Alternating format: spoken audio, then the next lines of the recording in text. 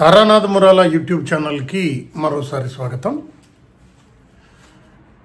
Supreme court వేసవి సెలవుల చివరి దినమైన 23/5/2025న all India S30 retired pensioners association సుప్రీంకోర్టులో ఒక పిటిషన్ ఫైల్ చేసింది. ఇటీవల పార్లమెంటులో ఆర్థిక బిల్లులో భాగంగా 29/3/2025న వ్యాలిడేషన్ ఆఫ్ పెన్షన్ రూల్స్ పేరుతో ఓన్లీ నిర్వచనం మాత్రమే మారుస్తున్నాం, మీకు వచ్చే హక్కులకు ఏమీ భంగం లేదు అని ఆర్థిక మంత్రి శ్రీమతి నిర్మలా సీతారామన్ గారు చెబుతూ చేసిన బిల్లు 25/3/2025న పార్లమెంటు 2 సభలలో పాస్ అయింది. 29వ తారీఖు దానికి సంబంధించిన గజెట్ నోటిఫికేషన్ కూడా వచ్చింది. అందులో ప్రధానమైన అంశాలు ఏంటి అనేది మనం ఇదివరకే వీడియో పెట్టుకున్నాం.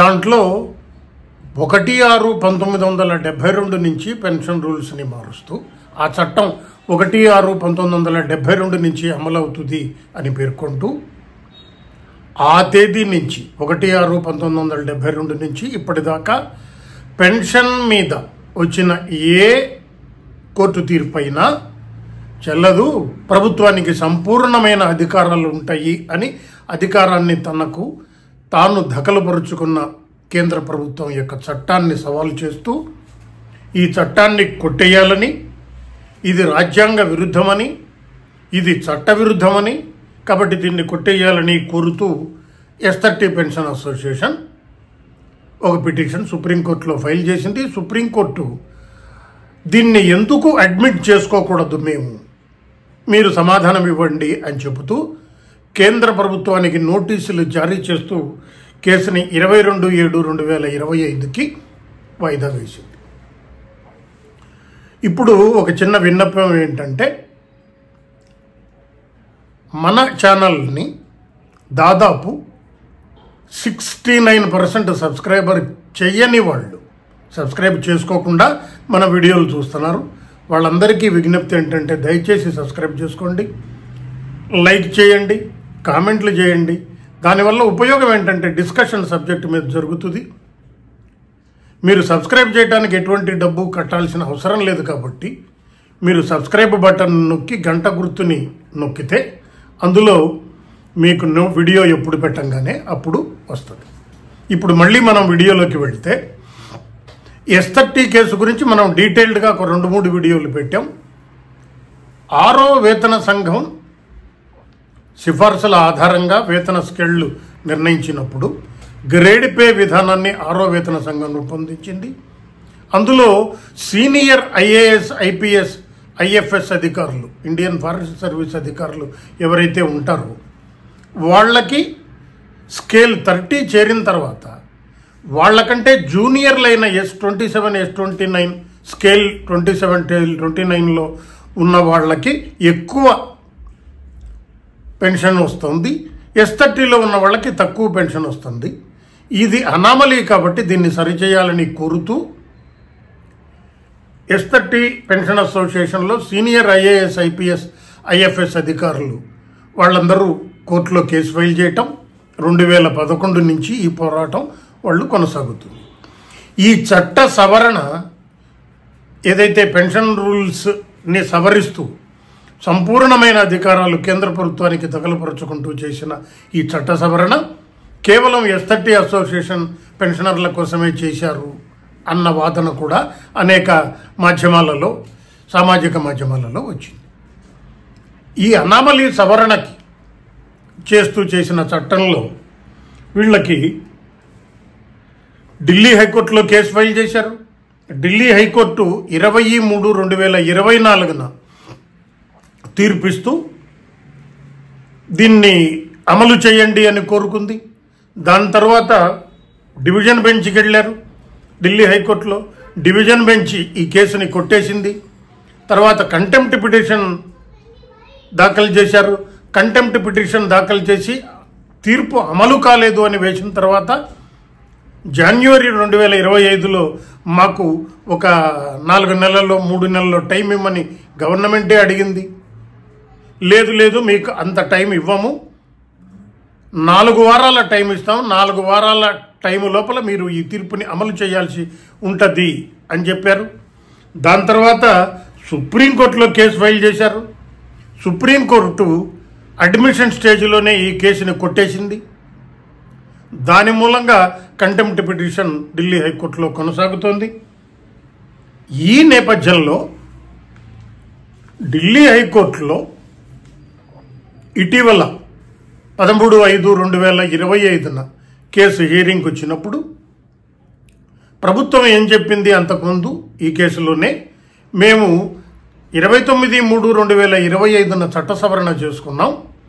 ఆ చట్ట సవరణ ప్రకారం 1/6/1972 నుంచి ఈ చట్టం అమలవుతుంది. కాబట్టి ఆ తర్వాత వచ్చిన 1/6/72 తర్వాత వచ్చిన ఏ తీర్పైనా కేంద్ర ప్రభుత్వ నిర్ణయానికి లోబడి ఉండాల్సిందే. కాబట్టి మీరు ఈ తీర్పుని అమలు చేసే అవసరం మాకు లేదు అనే పద్ధతిలో ఒక అఫిడవిట్ని సబ్మిట్ చేయటం, దాన్ని పెన్షన్ అసోసియేషన్లు ఎవరైతే S30 పెన్షన్ అసోసియేషన్స్, ఇండివిజువల్గా వేసిన అసోసియేషన్స్, తర్వాత రిటైర్డ్ IPS అధికారుల సంఘం వేసిన కేసులు ఇవన్నీ విచారించే సమయంలో కోర్టులో ఒకసారి 1 నెల రోజుల లోపల అమలు చేస్తాము అని చెప్పి కోర్టు ఉత్తర్వులకి లోబడి అంగీకరించిన కేంద్ర ప్రభుత్వం పాత డేట్ నుంచి ఇటువంటి చట్ట సవరణ చేయటం కరెక్ట్ కాదు అనటం, ఆ తర్వాత వాయిదాలో గవర్నమెంట్ అసలు డివిజన్ బెంచ్కి సింగిల్ బెంచ్ ఎలా రెఫర్ చేసింది? అంతకుముందు ఢిల్లీ హైకోర్టులో సింగిల్ బెంచ్ జడ్జికి ఈ కేసు వెళ్ళినప్పుడు తుది తీర్పు ద్విసభ్య ధర్మాసనం ఇచ్చిన నేపథ్యంలో కేసుని ద్విసభ్య ధర్మాసనానికి నేను రెఫర్ చేస్తున్నాను అని చెప్పి రెఫర్ చేశారు. అసలు ద్విసభ్య ధర్మాసనానికి రెఫర్ చేసే హక్కే సింగిల్ బెంచ్కి లేదు అని చెప్పి గవర్నమెంట్ ఆర్గ్యూ చేసింది. అయితే ఆ కేసుని జూలై 15కి వాయిదా వేస్తూ డివిజన్ బెంచ్ మీరు 5 పేజీలలో మీ ఆర్గ్యుమెంట్లు సబ్మిట్ చేయండి అని చెప్పడం జరిగింది. ఈ నేపథ్యంలో 15/5/2025న all India S30 pensioners association సుప్రీంకోర్టులో ఒక పిటిషన్ ఫైల్ చేసింది. ఈ కేసు 19/5/2025న రిజిస్టర్ అయింది సుప్రీంకోర్టులో. తరువాత 23/5/2025న వేసవి సెలవుల ప్రారంభం కావటానికి చివరి రోజున సుప్రీంకోర్టులో ఈ కేసు విచారణకు వచ్చింది. విచారణలో భాగంగా ఈ కేసుని 22/7/2025కి వాయిదా వేస్తూ సుప్రీంకోర్టు దీంట్లో సమాధానాలు చెప్పవలసిందిగా నోటీసులు సర్వ్ చేస్తున్నామని చెప్పింది. Department of pension and pension welfare వాళ్ళకి, యూనియన్ గవర్నమెంట్ ఆఫ్ ఇండియా వాళ్ళకి ఈ నోటీసులు సర్వ్ చేశారు.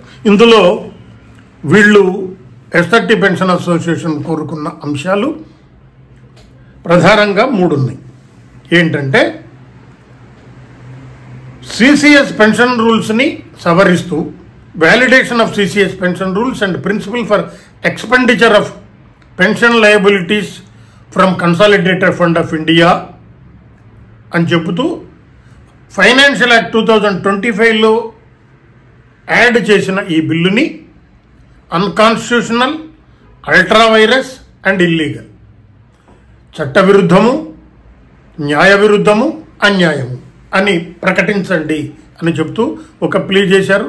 అలాగే 23/2024న ఢిల్లీ హైకోర్టు ఏదైతే తీర్పిచ్చిందో 4/10/2024న సుప్రీంకోర్టు ఎప్పుడైతే గవర్నమెంట్ వేసిన పిటిషన్ని కొట్టేసి 23/2024 నాటి ఢిల్లీ హైకోర్టు తీర్పే చెల్లుతుంది అని చెప్పి తీర్పిచ్చిందో ఆ తీర్పుని వెంటనే అమలు చేయాలని, ఆ తీర్పు ప్రకారం అన్ని పెన్షనరీ బెనిఫిట్స్ 1/1/2006 నుంచి చెల్లించాలని, ఇంకొక డిమాండ్ ఏం పెట్టారంటే దీనిపైన వీళ్ళు చేసిన ఆలస్యానికి గాను 12% వడ్డీతో 1/1/2006 నుంచి అన్ని బెనిఫిట్స్ చెల్లించాలని తీర్పు ఇవ్వండి అని కోరుతూ వీళ్ళు పిటిషన్ ఫైల్ చేశారు. చాలామంది ఏమని అనుకుంటున్నారు అంటే ఏదో S30 కేసు గురించి ఇంత చర్చ ఎందుకు జరగాలి, వాళ్ళు ఎవరో ఐటీఎస్ ఆఫీసర్లు, ఉన్నతాధికారులు, క్యాబినెట్ సెక్రటరీలుగా పనిచేసేవాళ్ళు, వాళ్ళ కేసుకి మనకి సంబంధం ఏముంది అని అనుకుంటున్నారు చాలామంది. ఇక్కడ ఒక సున్నితమైన అంశం ఏంటనంటే నేను అనేక సార్లు వీడియోలలో చెప్పాను, మన పెన్షన్కు సంబంధించిన అంశంలో ఒక వేతన సంఘం ఏర్పాటు చేస్తే వేతనాలతో పాటు పెన్షన్ కూడా పెరుగుతుంది అన్న ఆచారము సంప్రదాయము కొనసాగుతుంది. ఎందుకు అని అంటే టర్మ్స్ ఆఫ్ రెఫరెన్స్లో ఒక వేతన సంఘం ఏర్పాటు చేసేటప్పుడు అందులో పెన్షన్ సవరణ ఎలా చేయాలి అన్న దాని మీద కూడా, పెన్షనరీ బెనిఫిట్స్ ఏ రకంగా మార్పులు చేయాలి ఈ 10 ఏళ్ల కాలం తర్వాత అన్న అంశం రెఫర్ చేస్తారు. రెఫర్ చేసిన అన్ని అంశాలు కేంద్ర ప్రభుత్వం ఆమోదించాలని, రాష్ట్ర ప్రభుత్వాలు ఆమోదించాలని ఏమీ లేదు. It's a recommendation by the pay commission. ఈ రికమెండేషన్లని అమలు చేసే క్రమంలో కొంత మనకు పెన్షనర్లకో ఉద్యోగస్తులకో జీతాలు పెరుగుతుంటాయి. ఇప్పుడు ప్రభుత్వం ఏం చేసింది, 1/6/1972 నుంచి ఏ తీర్పు, ట్రిబ్యునల్ దగ్గర నుంచి సుప్రీంకోర్టు దాకా ఏ కోర్టు అయినా తీర్పు ఇచ్చినా అది కేంద్ర ప్రభుత్వ నిర్ణయానికి లోబడే ఉంటాయి అన్న హక్కుని చట్ట సవరణ ద్వారా, అది ఆర్థిక బిల్లు ద్వారా చేసుకుంది. అంటే పెన్షనర్లు పెన్షన్ పెరగటానికి అడిగే హక్కుని కోల్పోయారు. ఇంకా కొంతమంది ఏమంటారు అని అంటే, మీరు 8th pay commission terms of రెఫరెన్స్లో ఇస్తాడేమో చూడకూడదా. 8th pay commission terms of రెఫరెన్స్లో ఇచ్చినా కూడా రేపు ప్రభుత్వం ఆమోదించకపోతే ఏం చేస్తాం? కాబట్టి చట్ట సవరణని ఛాలెంజ్ చేసే ప్రక్రియ ఇతర పెన్షన్ అసోసియేషన్లు కూడా ఆలోచిస్తున్న నేపథ్యంలో ఇప్పుడు ఈ అంశం మీద సుప్రీంకోర్టులో కేసు వేయటం ద్వారా చట్టాన్ని సవాలు చేసిన మొదటి అసోసియేషన్గా S30 పెన్షనర్స్ అసోసియేషన్ నిలిచింది. సుప్రీంకోర్టు ఏం తీర్పిస్తుంది, అది కరెక్ట్ అంటదా తప్పంటదా, రాజ్యాంగబద్ధమా, రాజ్యాంగానికి లోబడి ఉండాలి, కోర్టులకు అతీతమైన చట్టాలు ఏమన్నా ఉంటాయా అన్న అంశం మీద కోర్టు ఏం చెప్తుందో మనం ఎదురు చూడాల్సి ఉంది. బట్ ఆ చట్టంలో జరిగిన అన్యాయాన్ని, ఆ చట్టంలో పెన్షనర్లు కోల్పోయిన హక్కుని ప్రశ్నిస్తూ ఒక కేసు అయితే ఇప్పుడు సుప్రీంకోర్టులో దాఖలైంది. ధన్యవాదాలు.